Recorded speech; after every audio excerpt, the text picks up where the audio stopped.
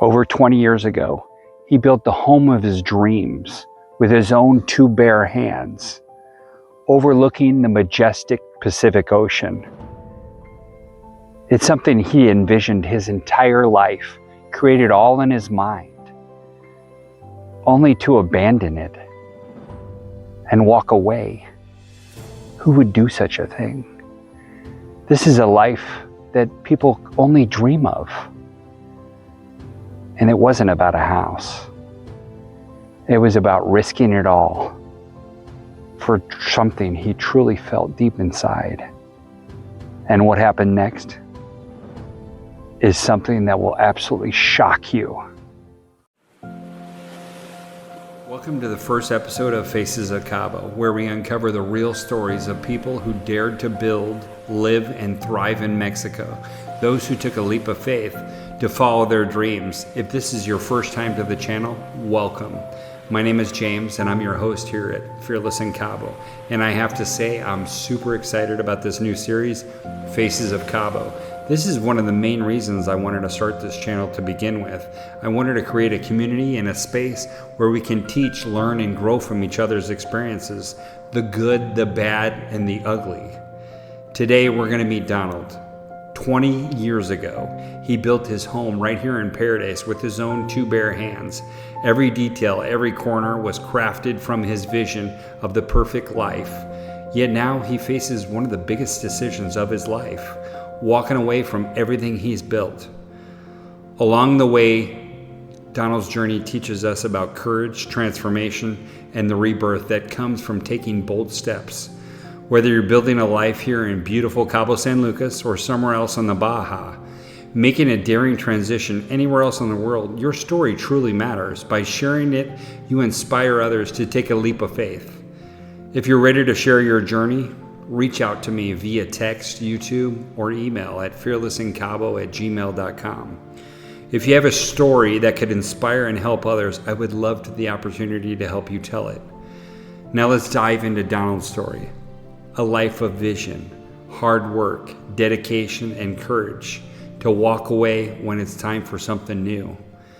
What he's about to share will challenge you, how you think about your dreams, sacrifices, and starting over.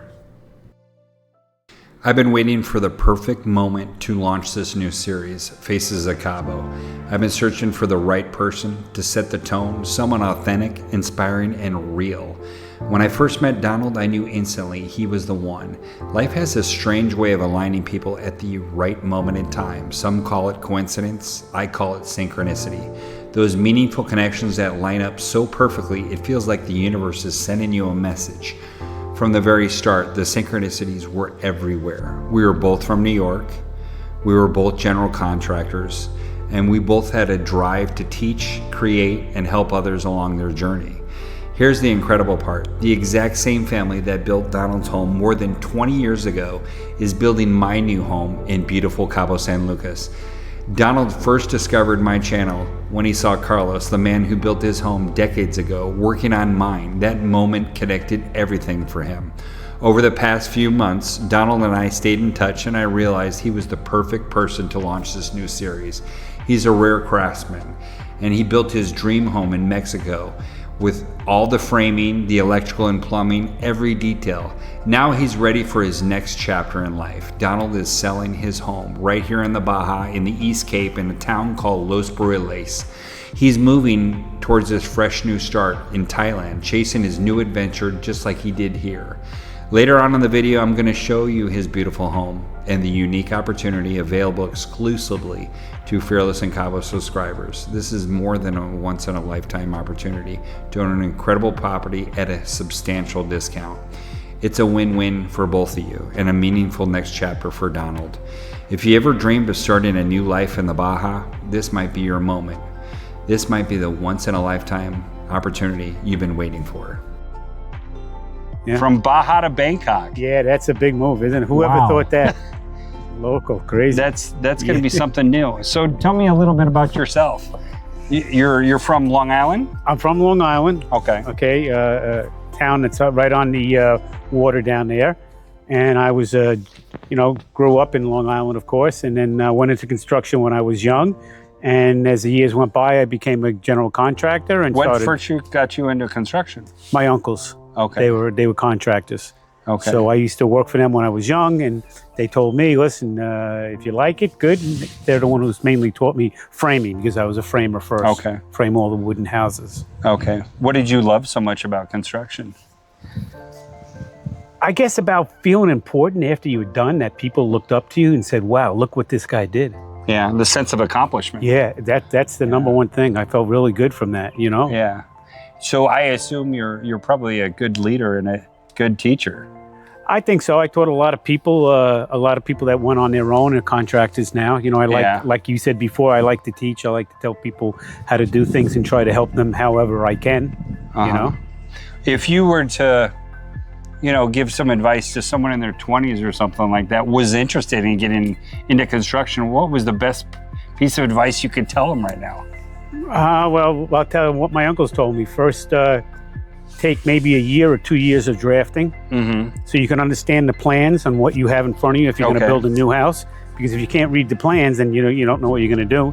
And then if you can, go to a vocational school to learn construction. And then, break it up from there and then see if you could learn all of the trades, because that's what a contractor is. A contractor, most contractors, well, I can't really say that, but because they're a dying breed. But back in the old day with my uncles, they knew the trade as well as what they would do, because my uncles were framers. Okay. So they knew the plumbing, not how to do it, but they knew, hey, all right, we got to leave this opening for this here, because we're running wires through plumbing. Yeah. So that's the thing. It's amazing when you can create something and look at your finished product and just say, wow. Yeah. Look at what I built in my mind, what I designed in my hands. This is just amazing. It's like a piece of art. Yeah, it is. So he's right. When did you, so you were brought up in Long Island, New York. Correct. How long did you live there for? All my life. All your life? Until I retired here in 2021, right? 2000.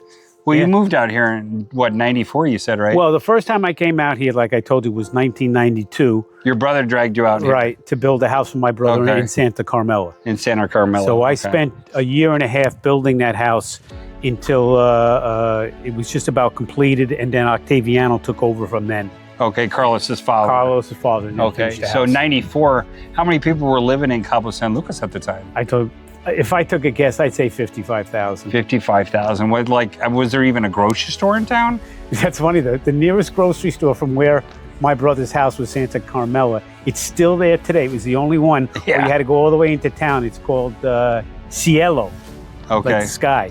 And if we needed any milk or something like that, we would go down there. Yeah. If not, we had to go all the way down to inside town to Alhambros. Okay. I think he's still around. He's got places all over Alhambro, but now I think he may be out of business because of Soriano's and other big stores. But that's crazy. They probably have the same flooring since 1994. That place has not been remodeled at all. But I tell you, they're always open. Yeah. That place is always open. It's always busy. That's crazy. It's always busy. Oh, so it is still open? Yeah, Alhambros? It's still open. I didn't know. Oh, Santa Carmela. Oh, Santa Carmela. Yeah, Alhambros. Daniela is out. It's out of business. He's Okay. Yeah, I could tell you some stories about that guy too, but that would be another hour. So how was it back in '94? How were the roads back then? Okay. What was so different about '94 versus now? The roads besides in Cabo, the people, the number of people. Mainly in El Centro, all the roads were really kind of in front of Carlos's house, which is really out. It was a dirt road. But I would say just around the tourist area were all cement. Okay. As far as I could remember. And then maybe some of the main roads that went up to the highway were cement, but all the rest of them were dirt. Some of them are still dirt today. Okay. There was no Walmart, no Costco. No, there was no Walmart, no Costco, Puerto Priso, no Soriano's, none of that. No. Wow, that's incredible. Yeah, that was crazy. So your brother dragged you out here in 94. 92. Did you love it? Was it love at first sight? Yeah, it was. And the strange thing about it, I thought he was crazy. And he said, listen, this is Mexico. What the hell are you doing out here? Well, in 92, remember, the cartel was big news in the United States. Yeah. Especially in the late 80s. And I followed it back in New York. Yeah. And if you ever watched that movie, Narcos de Mexico, it's an unbelievable series. It's very true. I followed some of that was on TV. I could remember when I was younger that we would watch what's going on. Yeah. So when my brother wanted me to come out here in 92, I said, there's no way. There's no way I'm coming out. There's no way. So he knew I loved to fish. I love to fish. So he said, I tell you what, I'll bring you out here 10 days of vacation on me. I'll fly you, go out to restaurants, blah, blah, blah. If we make an agreement, we make an agreement. If not, nothing on me, you go back to New York. Huh. And then I met, the second night I went down to Club Cascadas de Baja. I met with the architect and Ed Givings, and I was sold right then and there. Yeah. That was it. What was the one thing that sold you about Cabo San Lucas? The beauty of the water, the ocean, the Pacific Ocean, because I did go fishing like the next day and then come back, and just that arch.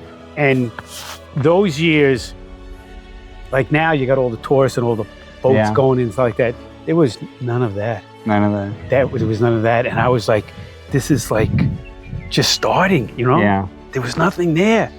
I'll never forget that. And there's one island that they have, I'll never forget, it's still there now. It's where people sometimes dive off, but now they have it roped off for the people to see the fish. But I'll never forget, I went with my interpreter, and he lived in Cabo, and he said, come on, we'll go up there, we'll dive off. And I followed him off and dove off and seen all the fish, and I was like, that was it. Yeah. That was it. I was hooked. That was hooked. That was it. I mean, the weather has always been perfect here. Unbelievable. I mean, it is amazing. How's the weather difference from Cabo to here? We get the same what Cabo has. I've been through a couple hurricanes in here. Don't ask me their names, but I've been through a couple here. Do you get more hurricane affected out here, or in Cabo is probably worse? It matters which way that storm is coming up the corridor. You know what I mean? We've had, I think it was John. It was a direct hit here. I think it was John, and the other one that you had a direct hit, I think, was Odell. Yeah, that was when it was. So it all matters. Yeah. But I'll tell you one real short story. But in 92, a hurricane did hit Cabo. Okay, and I was living in my brother's house in the maids' quarters down below. Mm-hmm. And I'm sleeping there, and one of my best friends was with me that we were building. And all of a sudden, the whole night went by, and nothing. And Carlos comes to the house. Yeah. And he goes, you got to get out of here. I said, why? I said, I guess the hurricane missed it. No, it's still coming, but you're in the center right now. Yeah. And when he says the water is going to come down like you're not going to believe and maybe damage to your brother's house, well, let me tell you, the water, we were going down the road, started getting like about this high. And we actually felt the truck moving and almost getting washed away. Wow. And I stayed in his house that night with his father and the family. That's crazy. And both bridges of Tulay, the highway where Tulay is, they were down, gone, boom. Cabo was shut off for weeks for food. Oh. That's crazy. Yeah, it was terrible. But it was exciting at the same time. I was like, wow, look at this, So you moved out here in 2004 to build the house. Correct. In the East Cape. Correct. And where did you find Carlos? Oh, he was working on your brother's house. Right. Carlos, I hired Octaviano to build my brother's Carlos's house. father. Carlos's father. Okay. And Alejandro's father. Correct. Yep. You hired him, and he brought his sons. Right. And just about every part of his family from Chapala. Okay. Because that's where Octaviano comes from Chapala. Yeah. Because when I had to do the Social Security with all the names, every single one of them was Montregal. Yeah. Huh. And he had them fly over, not fly over, they took the bus and then took the ferry over. What did you notice about the guys and the way their work ethic compared to what you're used to in the States? Well, in those years, it was kind of the same. We Americans at that time were hardworking, what I mean? So they were hardworking guys, Carlos's father was very stern. Yeah. You know what I mean? He made sure that you weren't just sitting there doing nothing. And he'd treat Carlos and Ollie the same way. I know that for a fact. where I would hear them. Look, you don't have to speak Spanish to know when someone gets mad at somebody. Yeah. You know, Pandeo, adios. Yeah. That's amazing. They came out here and you rented a separate home for them. Yeah. To sleep every night for 6 nights a week. Or you said they worked extra days, extra hours. When I got the property, I only came back here just for 3 months most to build, and I go back to New York. For those 3 months, I would rent a house. So they would leave. So they didn't have to commute it every day. Right. So they'd come here Sunday night, and then they would leave Friday about 1 o'clock. Because it's a long commute. It's almost 2 hours. Oh yeah. You know. And they came in that little black truck that I was like, oh my God, they're gonna make it. And then you got to deal with cows and chickens and whatever crosses the road on the way here. But at that point in the stage in our lives, the family and me are very, very close. That's amazing. So I get a little bit here, but you know, at that time, like I would have done the same for them. You know? I'm so grateful to have them. Yeah, you don't know how lucky you are. I'm gonna tell you, man. Oh man, you hit the jackpot just like I did. Yeah, I remember I met him in 2002. One of my neighbors recommended me. He's like, he said, I know you're remodeling this house, the ugliest house in the neighborhood. He goes, I wish you all the luck, because that thing's a disaster. It had over 600 code violations. Jeez. He goes, I got a good crew that I could recommend you. And I said, okay, yeah, I'd love to talk to them, because I had hired the first crew to just do the demo, and I wasn't really happy with their work. And I'm used to having guys from Mexico on my crew, because I had 52 guys in Phoenix, all from Sinaloa. So, half of Phoenix is Mexican. Culiacan, Sinaloa? And probably 80%, 90% of the guys in construction in Phoenix are Mexican. Yeah. So that's, pretty much, that's everyone I deal with. It's all over the United States. So it's all over the United States. So I had no problem. Yeah. And, I went over to my friend's house to go check out all his Carlos work. And I said, looks great. Yeah. Let me meet him. So we met and, we hit it right off the bat. And, everything I've doubted him like the first couple of times. And I was like, after he proved me wrong like 5 times, I'm like, I'm never going to doubt this guy. He keeps on proving me wrong. Cállate la boca. Relajarse, sentarse. And he's always like, trust me. Yeah. Well, he learned from his father the best. Yeah, he's a dog. I mean, that guy can work like there's no tomorrow. Yeah. I really appreciate his energy and his attitude, and his brother too. They're both awesome. And Joaquin, his brother-in-law, he's our electrician and our plumber. Yep. So, I'm truly blessed to have them on my crew. Yeah. And so Donald reached out to me, I think in a text. No. Say that again. Yeah, in a text on one of the videos. How did we meet? I forgot. I probably answered you back. Yeah, you sent a message on one of the YouTube video. Yeah. Hey, Carlos and the guys built my house back in '94 or something like that. That was so It was crazy. And then we've been texting for months now, and then we finally meet, and I said, hey, I'd love to do a video about you. I don't think Carlos or Ali in the beginning knew they were going on YouTube. Yeah, they didn't either. They didn't, because because what happened was I called them up when I seen you on YouTube with them, and I'm like, Carlos, you're a movie star. Because what do you mean I'm a movie star? So what I did was, when it was playing on the TV, I took a video of it and then sent it to him, and he started laughing. He's going, how the heck did I get there? I said, I don't know. This is the gringo that you made, that you're building the house. He's putting them on. I remember when I first asked him, I said, hey, do you mind if I film you guys? I want to start a channel on YouTube called Fearless in Cabo, because there's nothing in Mexico about building a property. You're right. I wanted to do not only building, but living in Cabo. Yeah. Because all the things that we have to go through as, as Americans, as Mexicans, as Canadians, as people from South America, everything about living in the Baja, everything that we have to deal with. Yeah. The good, the bad, the ugly, the truth. Yeah. There's needed to be a channel that needed to be spoken. So I felt it was necessary. And plus, the construction style here is completely different than the States. Yeah. And I thought it was necessary, to help others, to teach them how to build in Mexico. Yeah. So they could do it for themselves. Yeah, the Mexicans build better than what we do in the States. See, in the United States, we build to save money and get cheaper products. We're all about efficiency. You know what I mean? You know, how can I put the best product on the market for the least amount of expense in the fastest amount of time? Yeah. You know, that's how the American way is. Yeah. But, you know, I met Carlos and I said, hey, you know, I'm going to be filming you guys. Do you mind? And at first he was a little bit nervous. He's like, I don't know about this. Nervous? Nah. After a couple, after he saw himself on video, he's like, wow, I love it. So what did you notice first about him when you first met him?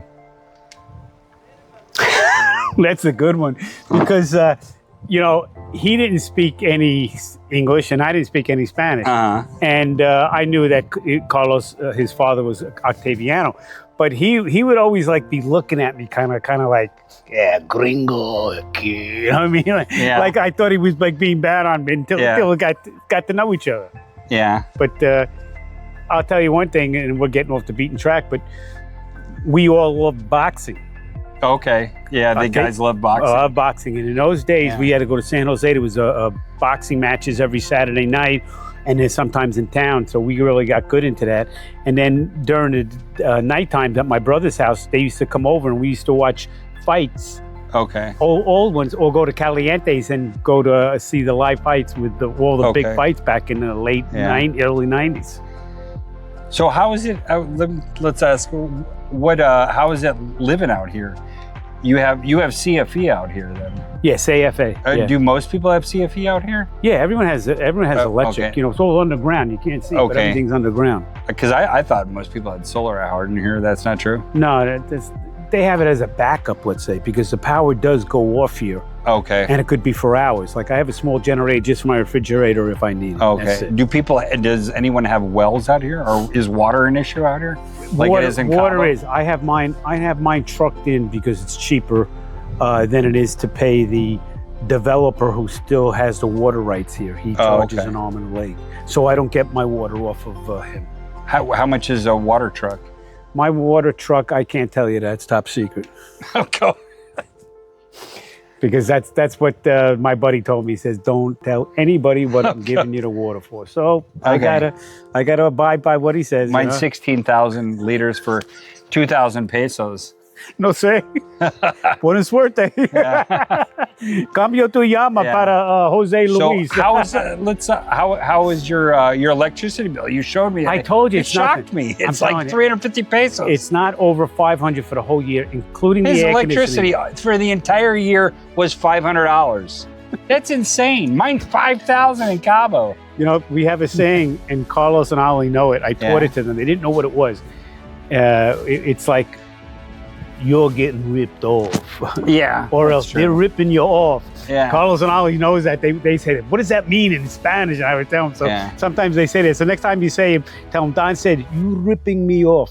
Yeah. I look at it like this. It's, you know, it's a short-term investment. And I'm selling that house anyways. But I'm paying probably 20% more than I would in Phoenix. But look at my view. Really? I got a gorgeous view. Yeah, well, hey. My electricity bill in Phoenix would have probably been $3,500 for the year versus $5,000. Yeah. But I got an ocean view. Yeah. I can't get that in Phoenix. Yeah. And if I were to go to California, that house would cost $25 million easily versus $2 million here. That's what I see when I came down here. And that was when I was building my brother's house. The money that could be made from just building a house and then selling it. Well, the fact that, you know, just property taxes alone. Yeah. My property taxes are $700 on my house. That's what mine are. It's a $2 million house. My property taxes in Phoenix would be over $10,000. And do you go for that discount in November? You get Yes. Okay. Yes. I think it's like, 30%. It's January. 30%. You got to pay it by January 30th? No, I have to pay mine. Told. To get a 20%? Oh, November, 30% in November. By a certain date in November, I believe. Oh, November, 30%? 30%, yeah. Oh, I didn't know it was that much. Yeah. Okay, I thought it was January was 20%. Yep. So, but look at the view you got. It is gorgeous. Yeah, it is. So, someone recently built this house, right? Right. So, this is the trigger house for him. You know, so it partially blocked your view. Yeah. Is that, it's a beautiful house, but you still got an amazing view. Yeah, I still do. You still have an amazing view. Even the mountains over there, like I said, I got the mountains. I love the mountains. So what section is this called? Las Brisas. This is called. Las Brisas. This is called Las Brisas. How many people live in this whole section? Too many. Too many. Yeah. 20,000? Oh, I don't know. 10,000? No sé. Okay. Mucho gente. No le gusta gente. Lo vido. How could you want to live? This is paradise out here. Well, after a while, I don't care where you live. Paradise can start to change. Let's say the word for it. You know, you get used to it. You take it for granted. Yeah. You know what I mean? I understand. I always used to love when I used to come back here every year. It was like unbelievable because I was in New York and then see what I have. But it's time for a change. You know, I understand. Yeah. Time for a change. So. Well, you've been out here in the East Cape. What 20? Oh yeah, 20 since 2005. plus years? Since 2005. Yeah. And the thing is, how many houses? Like I showed you the pictures inside. There was nothing this way. There was nothing out for here a long time. You were the only house out here. Before COVID, there was still nothing that way. After COVID, they probably built a couple hundred houses, even in the back. There's probably like 30 or 40 above me. There was nothing. Because the view that I also have that you can't notice that much, they built 2 houses back there, but I would go and have my breakfast in the morning in the back because the sun was too strong and look up at the mountains and it was beautiful. Oh, I'm sure. Now the people got the houses and I'm looking at the houses and, you know, the guy's in the bathroom, you know, cleaning his hair. Yeah. That's great. It's still gorgeous. Oh, it is. You know, what I like to see is when new people do come into town, like my neighbors, they just bought the house behind me. They love it here.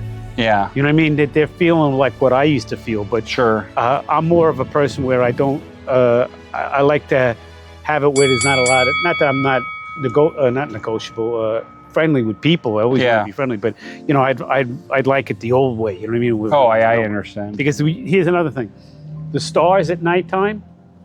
Carlos would tell you. Carlos, Ollie, and I was with a woman for about 13 years, Olga, and the rest of the guys. We used to take chairs out here at nighttime, and there was no lights, so you could see the stars. Like if you go in Arizona, way out of Arizona, billions and billions of stars, and we actually could see the one of the satellites making a turn, coming around for a couple seconds, like between 7 and 7:15. We used to look in this corner over here. Now you can't see that because of all the lights in the people's houses. All the lights, huh? So they're ruining your paradise. Yeah, you know something, that there's a word for that. I heard from this guy. He told me, goes, what's happening with me and everything here, when places that are not known in their paradise, then the word gets out and that paradise now starts getting developed. It gets ruined. See, so I forget the word he used, but there's a word for that. That's what I feel like that's happening here, you know. And many of the people that came here about the same time that I did, the Americans, they're going too. They seen that happen here. They seen too much building, too much dust.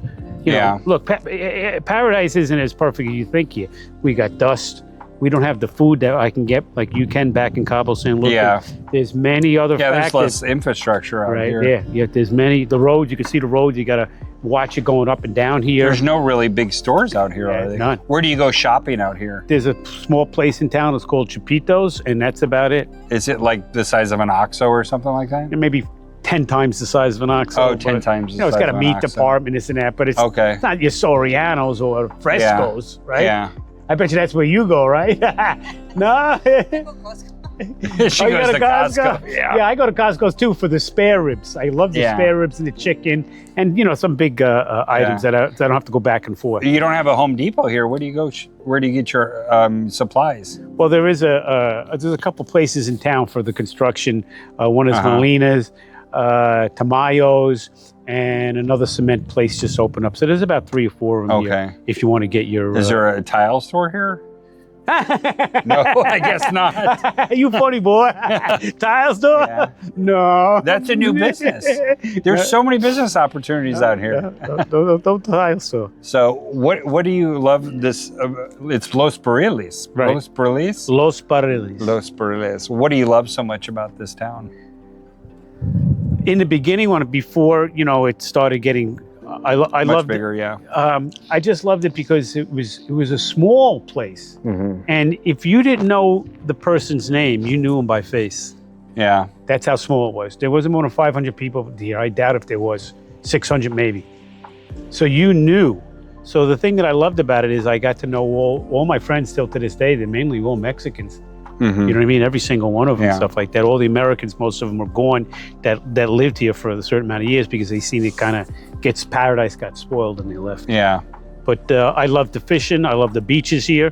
The beaches are better than Cabo. They blow Cabo away. Why do you think they're better than Cabo? Because Cabo is kind of rough, you know what I mean? And you they're much calmer here? Yeah, much calmer. You're on the Sea of Cortez, you know what I mean?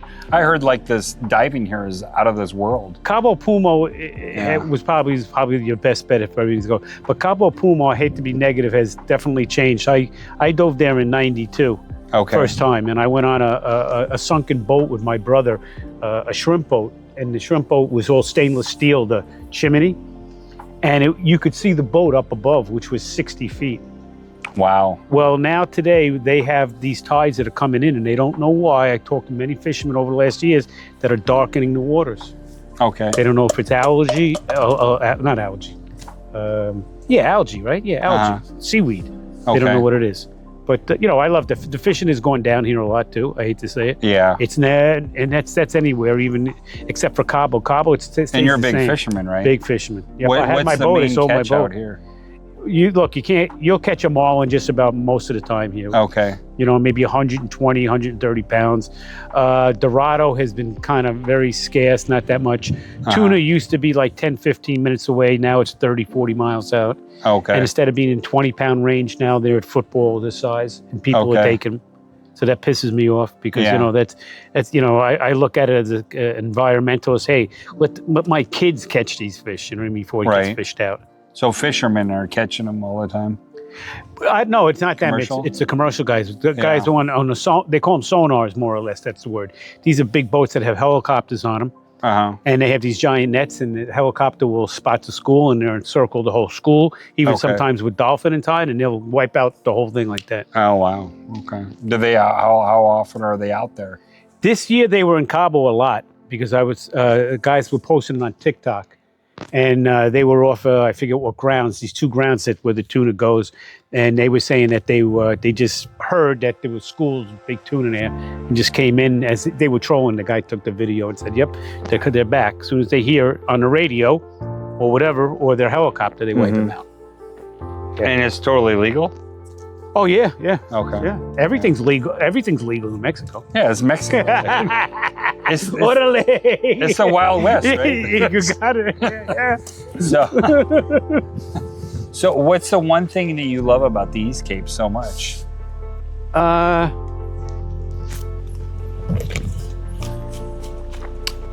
Boy, the best thing, it's a little bit different today, like I said, from years ago. When I first came here, it was the fishing.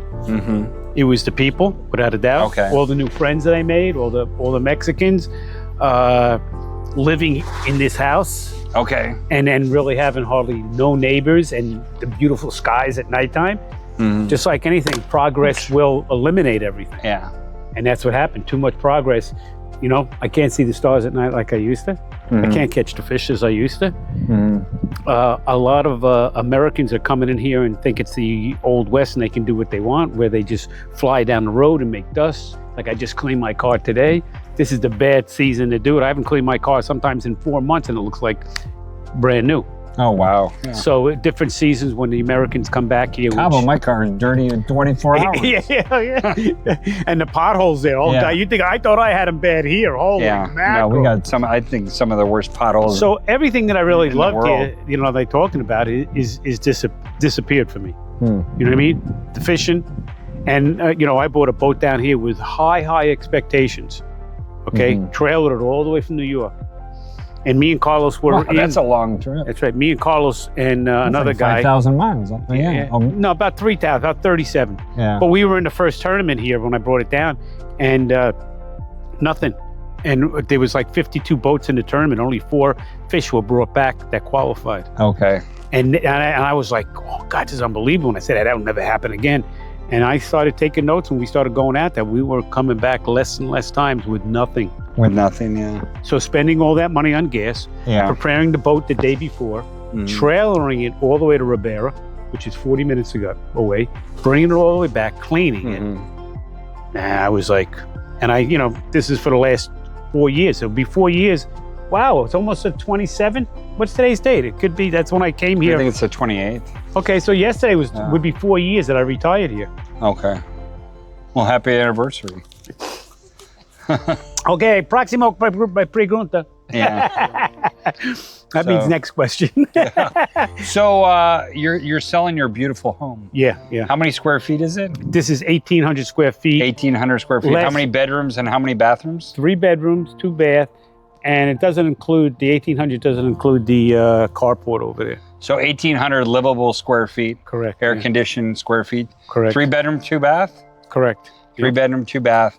It's got a gorgeous patio. Look at this. Yeah. Look at this view. It is phenomenal. You're not going to get a view anywhere else like this. This is $1 million view. It's gorgeous. It is. What are you asking for the property? I'm $750,000. I'm $750,000. You're giving it away. I'm giving away. I know. I just want out. That's it. It's not about the You're money. Like a saint. It's not about the money anymore. If you're interested in the property, please get in touch with me. We can work the transaction. Yeah. I want to get this guy back. He's going to Thailand, right? If you ever dreamed of owning a home in paradise, this is your chance. Yes, foreigners can buy property in Mexico. It's 100% legal. I'll personally walk you through the entire process, step by step, to ensure you and your family are fully protected. I'm a licensed real estate agent right here in beautiful Cabo San Lucas, and I've made it my mission to help families find their piece of paradise safely, securely, and with the utmost confidence. Donald's property in Los Brillas is an absolute gem, beautifully designed, perfectly maintained, and priced to sell. I reviewed all the comparable sales in the area, and the home with similar square footage are selling for as much as $1.2 million. Yet this one is listed for only $750,000 cash only, since financing in Mexico isn't really an option. The home in itself is 1,820 square feet and thoughtfully designed throughout, featuring vibrant cabinetries, warm ranch-style charm, and sweeping views of the beautiful Sea of Cortez right in his backyard. Every detail is immaculate, and the property radiates peace, comfort, and timeless Baja beauty. If you're ready to embrace a more peaceful lifestyle in one of Mexico's most inviting coastal town, this is a one-of-a-kind opportunity that won't last long. And if this particular home doesn't fit your needs, let's connect. Whether you're searching for the perfect lot to build your ultimate mega mansion, or you just want a finished product, I will do whatever I can to make your dreams come reality. Together, we can make Los Cabos your next paradise. To inquire or make an offer, contact me directly at country code +52 624 239 5666 or at fearlessincabo@gmail.com. Your Baja dream home is awaiting. Thanks so much. So hopefully this video reaches out to a lot of new people. Yeah. And they see your property and they fall in love with it. Yeah. Get in touch with me and I bring you a contract. That's right. That would be awesome. Because it's on the MLS, you actually can sell it, correct? Yeah, it is on the MLS. Good for you. And I'm a There you licensed go. real estate agent. Okay. We're gonna actually make a little video about the property too. Because, I want to let the viewers know that there was gold found around here years ago. Really? Gold. So possibly, on my in property. The foundation? You never know. So possibly you buy this house, you might be able to find some gold. I bring you an offer or you sell your house. And I manifest you your new life. Yeah. Tell me how it looks. What does it look like? Oh, where I'm going to go after Yeah, this. where are you going to go? All right, you're going to Thailand, right? Yeah. It's unbelievable how many people ask me that question, just like you. Because like, where are you going to go? Where are you going to go? Because you're living in paradise here, So, like I said, I'm going to visit all my family, which is scattered all over the United States, between my son, Say your final goodbyes? Yeah, say my final goodbyes because I won't see them for years. And then I'm off to Thailand. And I met a woman there last year. And we hit it off really good. I was in communication with her for months before I'm going to make a trip to Bangkok. Yeah. Because, you don't know what, you don't want to go all the way there and then find out you don't get along with the person. But we hit it off good. So when I leave here, I go to Bangkok. We will have a house that we're going to rent there first in Hue Hin. Okay, that's Unrecognizable. That's below Pattaya, if anybody knows anything about thing. And that's like 100 miles from Bangkok. Oh, more than that. It's about 2.5 hour. Okay. Yeah. So we're gonna first rent, and then we're gonna start looking for houses. Okay. All right, because houses in Bangkok, I mean, the prices are so cheap, and they have very good quality. Okay. So I'll give you an instance. You can get a 2-bedroom house, brand new, with a pool. Okay, 2-bedroom, 1,200 square feet, $80,000. $80,000. In a community that's gated, and some has security, and some doesn't have.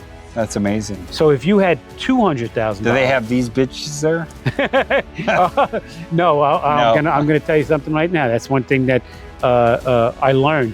The only places where we see beautiful, beautiful, crystal clear water in Thailand is in the south.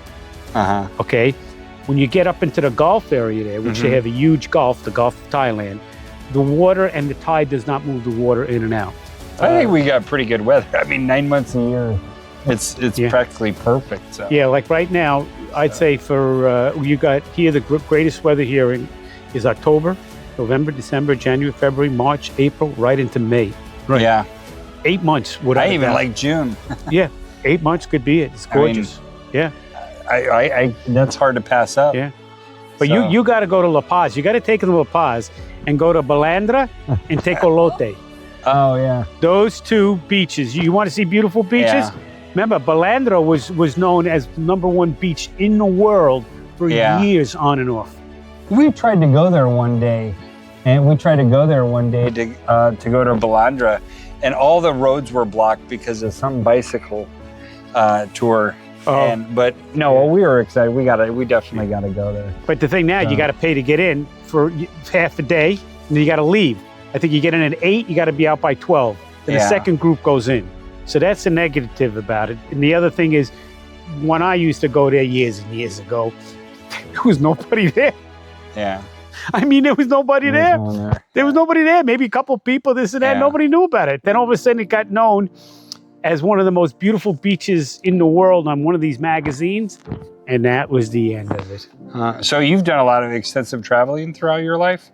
I was in Mexico. I think I've done more travel in Mexico. Yeah. What is the most outrageous city you've ever been to in Mexico?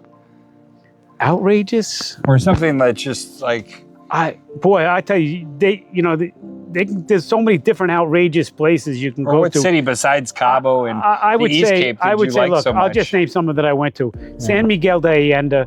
It was like unbelievable. You liked it? I love to go to the wineries there. We went to the wineries. Okay. It has some of the best restaurants to eat at. It's unbelievable. It's high end now, though. A lot of rich Mexicans, which I'm glad Mexico people are becoming rich and being upper class. And just some of the pictures all inside my house are all from San Miguel de Allende. Oh, okay. I mean, if I turn it on the other page and I say I want to go, I went to Puerto Vallarta. I went there for Dia de los Muertos. Okay. What a party that was. And they have the highest Katrina in the world. Yeah. That was unbelievable. It's November 1st and November 2nd. It's coming up. Yeah. I mean, I don't know where else, Puerto Vallarta. I've been to some places that... have you been to Mexico City? Yeah, I've been to Mexico City. I love Mexico City. Love we Mexico. Went there last summer. It was gorgeous. I loved it. I loved the history of Mexico City. I love the history of Mexico because I went to Chihuahua about a month ago. And I went there to learn about the history and the history of the revolution. Some Mexicans don't even know the history of the revolution here, because I started studying that. It's unbelievable. The first revolution actually started from Chihuahua. It wasn't Pancho Villa's guy. It was much before that.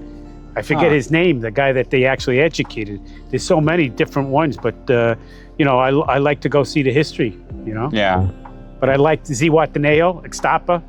Yeah. Unbelievable. I've been to Ixtapa. Yeah. I've never been to Oh, Zihuatanejo. Zihuatanejo is like a little bay, gorgeous. Have you been to Puerto Escondido? No, I have not been there. That's on my bucket list. Yeah, that's more of a less from what I hear. It always was a surfing town. Okay. Yeah, because if we want to go to Oaxaca. Yeah, Oaxaca, yeah. Because the foods there I've just heard is to die for. Yep. And then Puerto Escondido. Yeah. We want to rent a car in Mexico City and then drive down to Oaxaca and then go to Puerto Escondido. Yeah.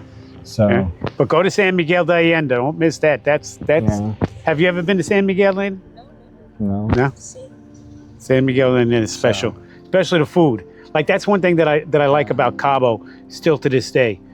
How many new restaurants, high-end restaurants with really good food, and how they prepare them different that you can't get in the States or anywhere else in the world. The only place that way some people say that is New York City. That's not true. For me, I think Cabo San Lucas has been growing and growing on different foods from all over the world. I like San Jose for food. I think they have the best restaurants.